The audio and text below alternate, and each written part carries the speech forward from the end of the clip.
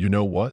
If they gave out trophies for surviving the wildest HOA nightmares, I'd probably have to clear space on my shelf. Honestly, I'd at least make top 3. And if you think I'm exaggerating, just wait till you hear how a simple complaint about my grandfather's old barn blew the lid off a decade of secrets my neighborhood president Karen would do anything to keep buried. Go ahead, take a guess. Which one of Karen's stunts finally shut her up for good? Drop your answer and where you're watching from down below, because this one's a ride.so. Picture this. 3 months after I moved into my late grandpa Clayton's ranch on the edge of Meadowbrook Heights, I get a call at sunrise that slices through my morning like a steak knife. Sheriff Martinez, all business, telling me, "Ethan, there's been a formal complaint. We'll need to inspect your barn tomorrow." That's the kind of phone call you know means trouble. See, I'd inherited this place, a 150-year-old ranch swallowed up by a suburb with lawns so neat you'd think the grass knew it was being watched. But as a software guy, I was more comfortable with error codes than century-old wood and small-town drama, and honestly, I was still finding my footing. The sheriff's warning was still ringing in my ears when I heard the unmistakable click of heels in the driveway. Karen, the HOA president herself, striding up like a general about to take command. She had that look, you know? The one where you can almost see her mentally measuring your grass height and mailbox color. But this time, she was off, nervous, eyes flicking toward the barn like it was holding something back from her. "Mr. Crossfield," she started, squeezing a manila folder tight enough to leave creases, "Sheriff Martinez should have told you about the inspection. For community safety, you understand. There's been suspicious activity around your barn." I asked what she meant, and she launched into some story about flashlights and trespassing and the uptick in rural crime. But the more she talked, the more it sounded like she knew that barn a little too well for someone so concerned about break-ins. She knew which window was loose, which corner had the missing shingles, all of it. She gave me that polite threat, the kind only an HOA president can manage, about cooperation and property values. But the real tell? As she left, she paused, voice low. "Your grandfather was a good man, Ethan. Very careful. I just hope nothing comes out that tarnishes his memory." The way she said "careful" made it sound like a warning. That night, just as I was shutting down for bed, I caught a glimpse of someone sneaking around outside. Yep, Karen, circling the barn with her phone flashlight, checking doors like she was looking for a secret code. She disappeared into the dark, leaving me wide awake and wondering what in the world she thought was hidden out there. The next morning, Sheriff Martinez showed up with a rookie officer in tow and shot Karen a look that told me he wasn't buying her act either. As we all walked out to the barn, Karen led the way, dodging hazards she shouldn't have even known existed, pointing out the usual unlocked door. That's when Officer Bradley started scribbling notes. I could tell even he found her knowledge suspicious. Now, this barn, it wasn't just a relic. It was a monument to my family's grit, beams and joints hand-hewn over a century ago. But that day, with everyone crowded around the old doors, it felt more like the stage for some big reveal. Karen, sweating, suggested calling in hazmat, just in case, she said, but Sheriff Martinez pressed on, popping the lock and swinging open the doors to a rush of stale air and old memories.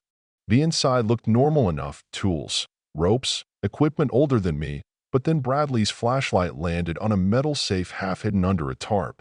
Karen tried to play it off, probably just old receipts. But Martinez was curious, poking around, and then Bradley spotted a patch of floorboards that didn't match the rest, newer wood, fitted to look old. They pried it open, and below was a hidden cellar, lined with boxes and a single wooden table. The whole time, Karen's face went from nervous to outright terrified. Down in that cellar, we found the motherlode, a battered leather journal and a metal box that felt heavy with secrets. Martinez opened the journal, his face changing as he read. It was my grandfather's handwriting, but this wasn't about farming. Entry after entry, Grandpa Clayton had detailed a human trafficking ring, dates, plates, people, all moving through our county, not with his help, but under his watchful eye. He'd been documenting a network using local roads, corrupt officials, and a series of code names. One of them, KW, kept popping up. Karen started losing it, trying to snatch the journal, claiming it was all fiction. But the evidence piled up. Photographs, grainy but clear, showed faces, license plates, and most damning of all, Karen herself, 15 years younger, clipboard in hand by a white van with its doors open, looking every bit in charge. Her protests fell flat. Those photos could be doctored. But Sheriff Martinez was done listening. The financial records in the box tied Karen to thousands in monthly payments, laundered through fake improvement projects and HOA fees. And just when you thought the drama peaked, in walked Mrs. Dolores Santos, the quiet neighbor who'd been waving from her garden for years.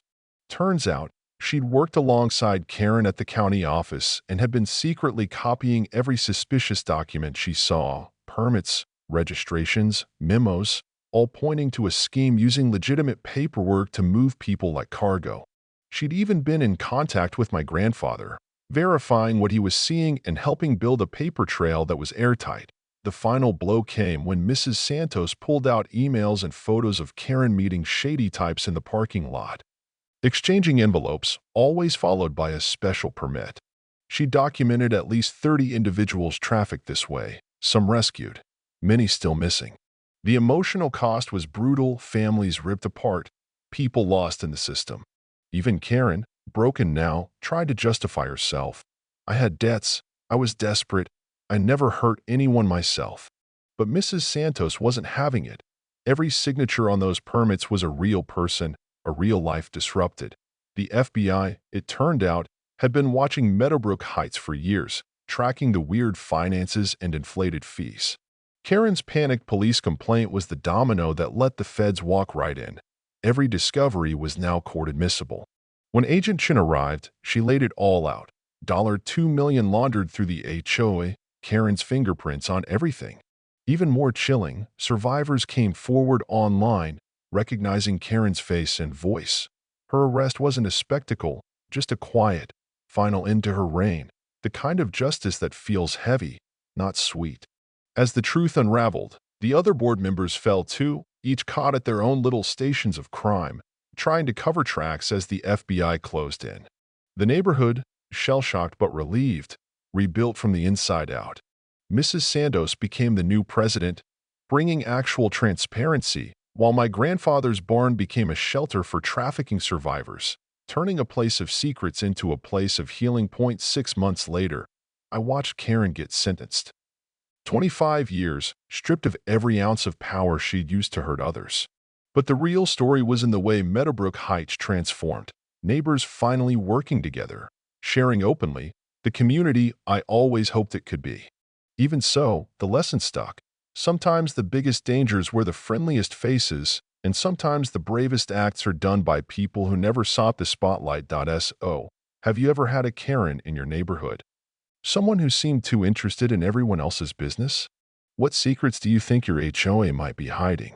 Share your wildest stories in the comments below. Who knows, maybe we'll all spot a pattern that helps someone else.